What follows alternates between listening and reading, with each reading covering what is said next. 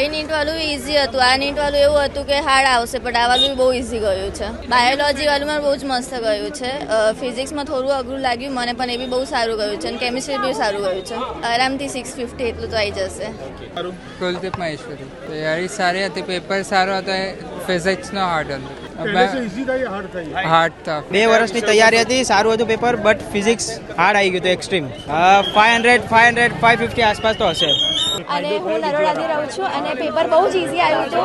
તૈયારી એટલી બધી નથી કરી, પણ ખરેખર પેપર એટલું ઇઝી હતું કે પેપર બહુ જ સારું ગયું છે. બાયોલોજી તો સ્પેશિયલી એટલું ઇઝી હતું ને કે સાવ બેઝિક્સ લેવલના હતા ને એ જ આવ્યા હતા, એટલે કે આમ કશું કહેવાય જ નહીં, એટલું ઇઝી હતું પેपर. अंजलि यादव. बहुत अच्छा, मतलब बायो एकदम प्रिडिक्टेबल था, इजी था, मॉडरेट था, और फिजिक्स केमिस्ट्री भी थोड़े मॉडरेट टू हार्ड थे, but bio easy to moderate था, मतलब इतना प्रिडिक्टेबल था पेपर. 300 प्लस. बस पहले करते पेपर थोड़ा सा हार्ड था. इशिता पुरोहित. ठीक था, पहले से थोड़ा हार्ड था, क्वेश्चंस थे थोड़े वैसे फिजिक्स में, बाकी तो अच्छा था. पहले फिजिक्स टफ रहा, बहुत लेंदी क्वेश्चन थे, क्वेश्चन पढ़ने में टाइम निकल गया था, कम लगा, लेंदी था पेपर. वरुण सत्य. बढ़िया था पेपर, तो अब देखते हैं, थोड़ा अगली बार से थोड़ा फिजिक्स केमिस्ट्री टफ देखने मिला है, और बायो भी मॉडरेट था, ठीक था. मतलब ઓવરઓલ कैसा रहा?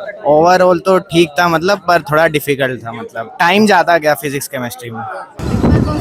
लास्ट टाइम करता इजी लेंदी न तो थोड़ा डिफिकल्ट है, पर આ ટાઈમ લેન્દી હતું પણ ઇઝી હતું, પતી ગયું ટાઈમ. ઓકે, મજા આવી તમને લખવાની?